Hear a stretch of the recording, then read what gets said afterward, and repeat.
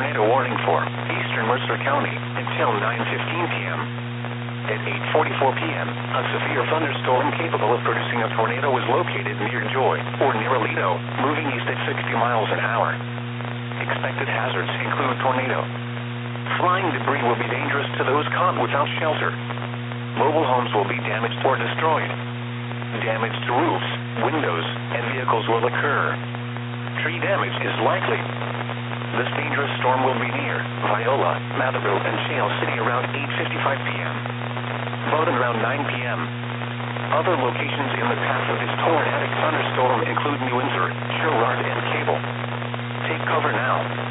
Repeating, a tornado warning has been issued until 9:15 p.m. for the following county: Mercer, Illinois,